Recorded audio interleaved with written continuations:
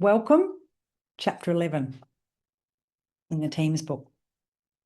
The problem, is it you or is it them? Are you being too flexible?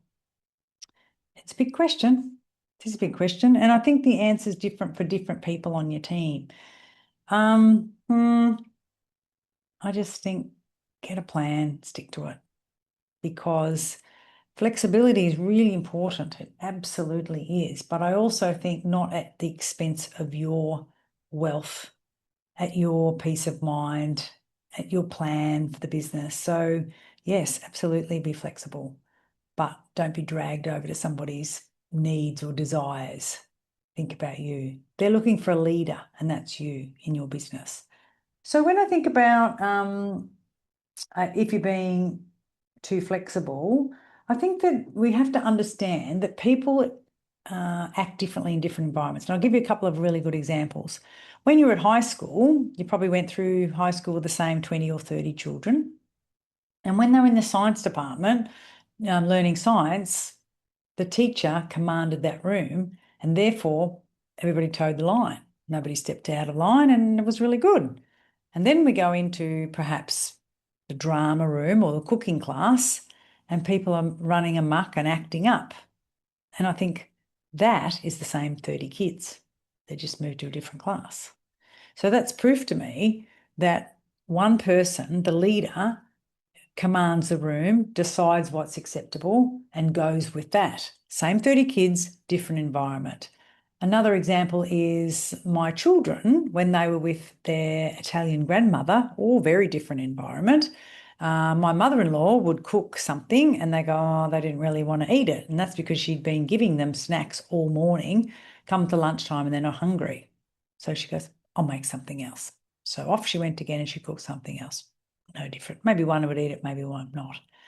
I'm thinking, you're not hungry. That's it, right? So as a grandparent, she had this choice to spoil them more than the mother did. That's pretty common for a lot of grandparents. And she chose to do that.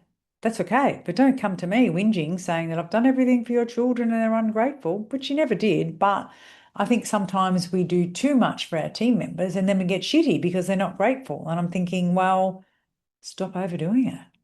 If you give something or you do something, do it unconditionally. Do it because you wanted to do it and accept that if they don't do it, then that's their choice. And stop dragging people to be where you want them to be. I think you need to be the best version of yourself so that they want to be with you, but dragging people, it's only a matter of time. Like when you remind people, don't be late tomorrow, it's really important, you've got to first the client and blah, blah, blah, and then you've got a busy day, that's not letting them, that's dragging them. You might be thinking you're doing them a favor, but you're just postponing what will come up anyway.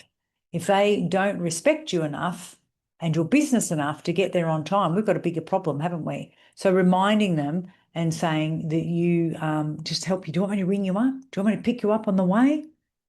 What are you doing? You're just postponing the inevitable, and that they're either going to let you down and then you have the courageous conversation, or they're not going to let you down. Either way, stop interfering, right? So flexible and interfering, they kind of intertwine a bit, I think. So are you being too flexible or are you interfering? Listen to the chapter and see what you make of it. But I'm pretty sure that we are being flexible in places where maybe you don't need to.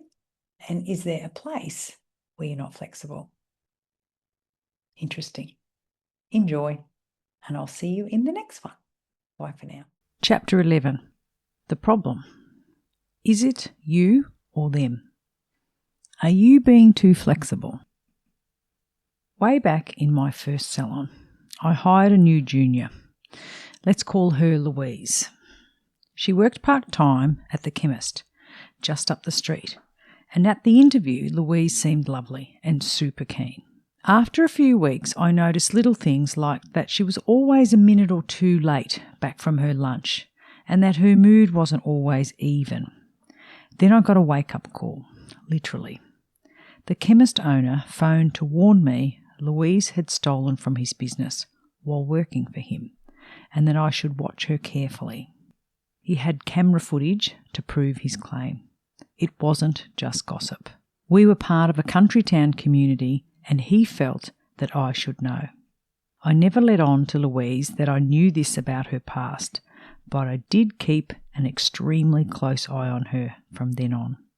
Her performance kept deteriorating, and before long, I worked through a couple of warnings, and then I let her go.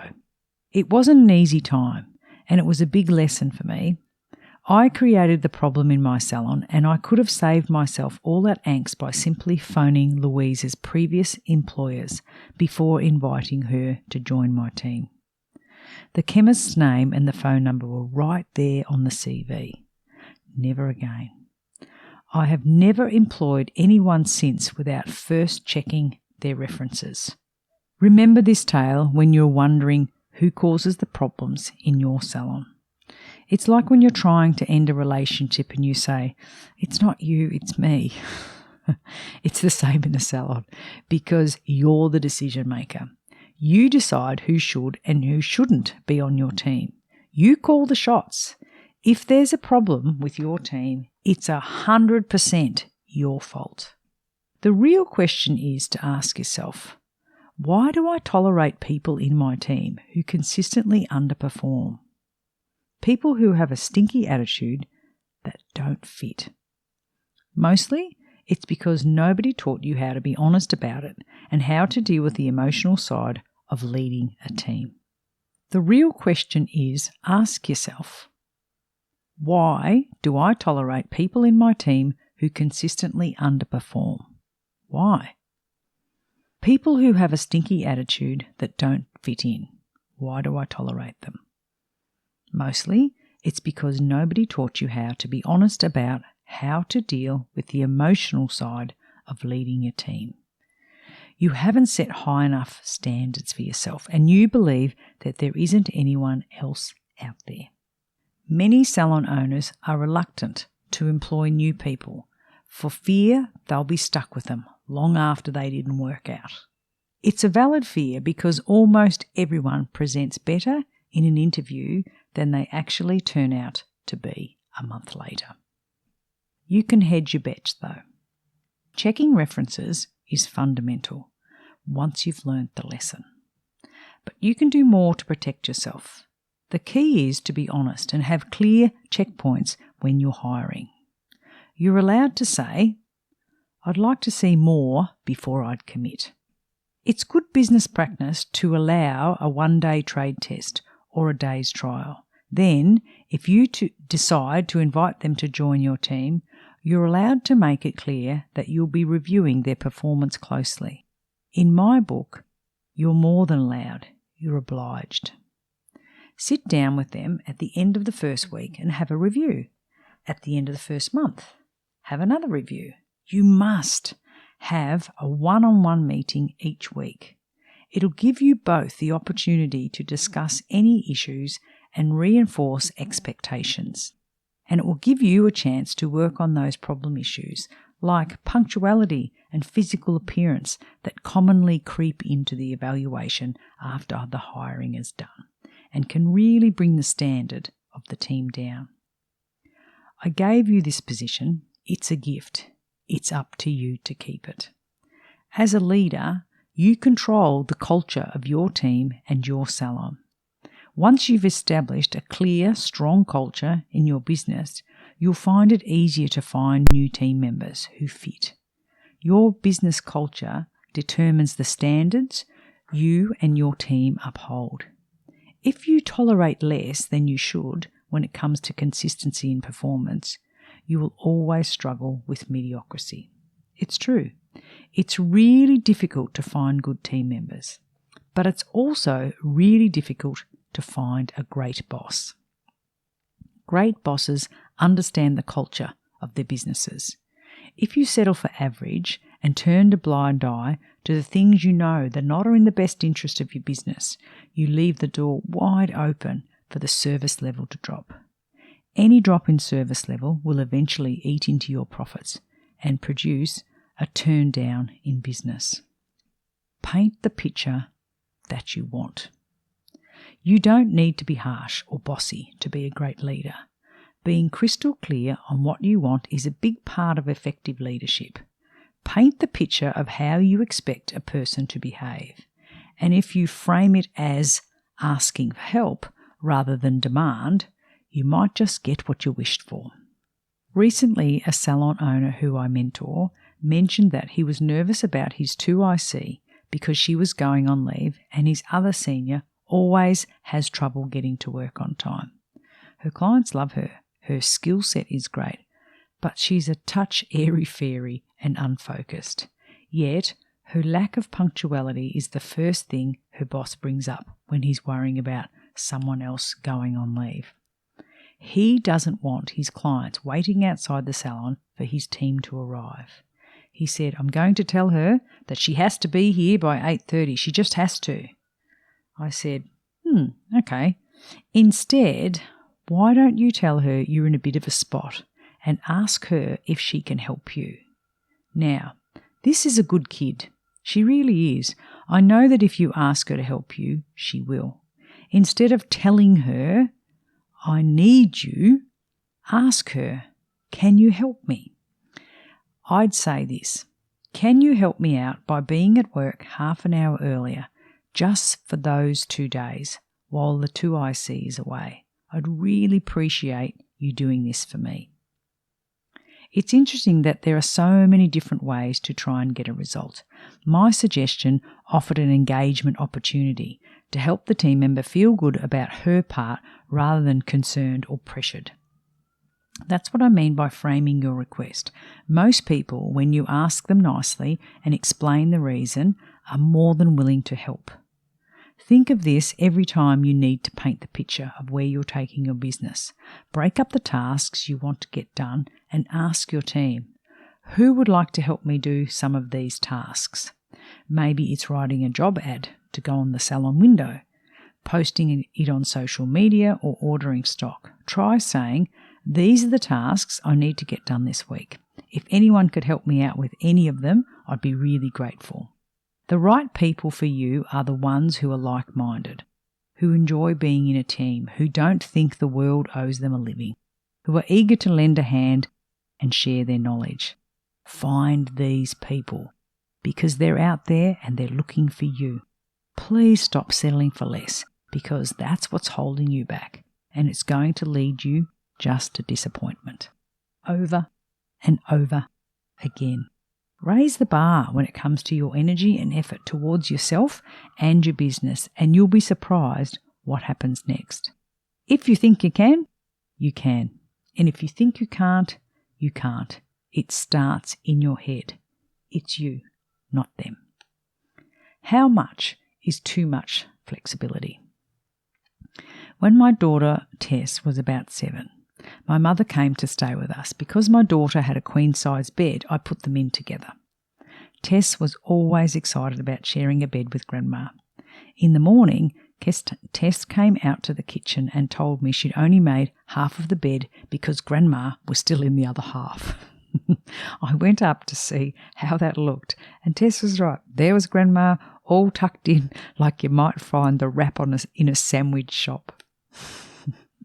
It made me smile, and we still laugh about it today. Tess was being flexible. She knew she was expected to make her bed each morning, and she showed initiative and flexibility in finding a way around the problem. As an adult, Tess still never thinks she can't do something. She always thinks about how she can do it. I wonder where she gets that from, hey? In the salon, where do you draw the line between being flexible enough to leave room for your team to use their initiative and keeping control of your business culture? For me, there are not too many things I'm happy to be flexible about, because I'm really clear on what I want to get done. In my early days as a salon owner, I was more flexible because I was trying to please everybody. Now I know it's impossible to please everyone, and I suspect most of you will agree on that. When you have a common thread that stitches you all together, you don't have to be flexible. In my business, the common thread is client experience, and I won't let anything compromise it. So I'm always been flexible on things like my team's sense of style, on tattoos and piercings. I don't think you need to fit into your environment. It's a bit like vegans. You don't see them working in a butcher shop. People want to work where they fit in and where they feel valued. I'm flexible on how quickly people learn and on things like where the team want to have their Christmas party. I was always flexible on how my salon team went about doing tasks for me, like the till. They could please themselves whether they added up the FBOS dockets first or counted the cash first, as long as they ticked all the boxes and I had everything I needed in the safe. In most cases, so long as this task is done, I'm happy. I've always worked hard at cultivating initiative in my children, that's my family team, as well as my salon team. Having people in your team who take initiative and step up without having to run to you for permission is a great place to be. I like people who don't stop at the first sign of something in their way or when things seem a little difficult. Everyone adds value to your team in some way, so if your junior wants to rewrite the list of chores her way, let her. In fact, encourage it. The more your team take ownership of their roles, the better it is for you and your business. Take rebooking salon clients, for example. Some team members like to mention the rebooking during the service, perhaps when the colour is processing. That's when they choose to have a chat around when they think is best to see their client next. Other people on your team might prefer to do it towards the rear end of the service. Perhaps when the blow wave is coming together and the client is actually watching the results unfold and is excited about the transformation. Either way, I don't mind, as long as your rebooking percentage is above 75%. What I don't want to hear is a client being asked at the last minute as you're about to leave the salon, "Do you want to rebook?" It's lazy, and I guarantee the team member who asks this way has a rebooking rate way below 75%. It's like chalk on a blackboard to me. I can't stand that type of near enough is good enough attitude. It directly affects my client service, so I'm not flexible. I'm also inflexible on mood swings, energy level, punctuality, and presentation because they all affect my client's experience, and that affects the stability of my business, which in turn makes my job unstable. I've learned over the years that give and take does not work with all team members. With give and take, you have to constantly keep score. People seem to remember things in their favour before they remember them in your favour. They remember that they stayed back 15 minutes late to finish a client, but they don't recall why. They were talking too much, and that's why they ran over by 15 minutes.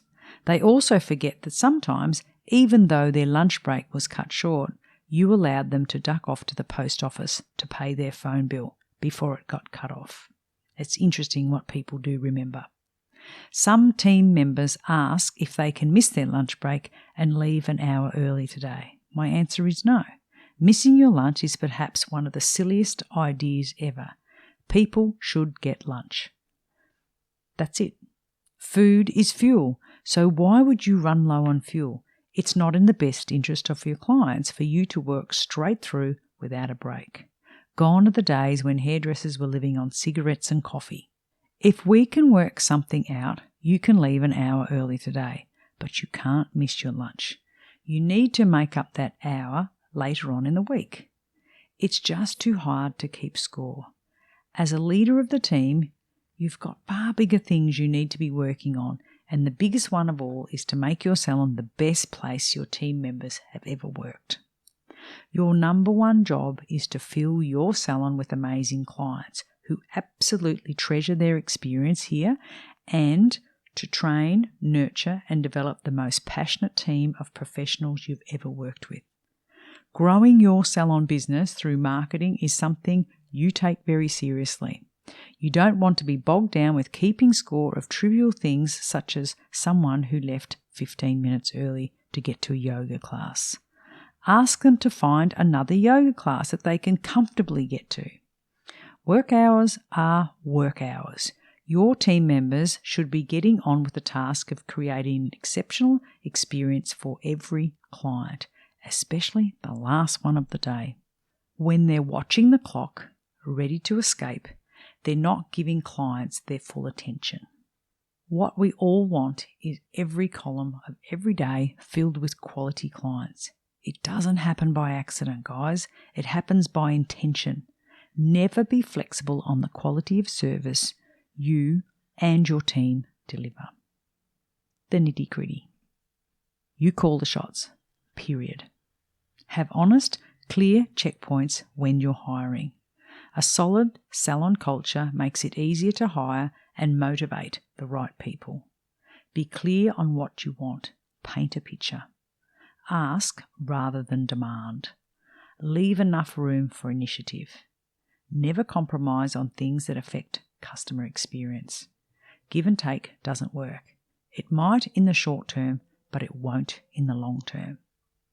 Work on the big stuff like filling your salon with amazing clients. I hope you enjoyed that conversation and had a laugh or two. Now, if you would like more information on what was just discussed, or even just to connect with me, check out the links in the show notes. It would mean the world to me if you would like and share this podcast with a friend or someone that you think will enjoy it, so that we can continue to grow this community together. And I look forward to seeing you next week.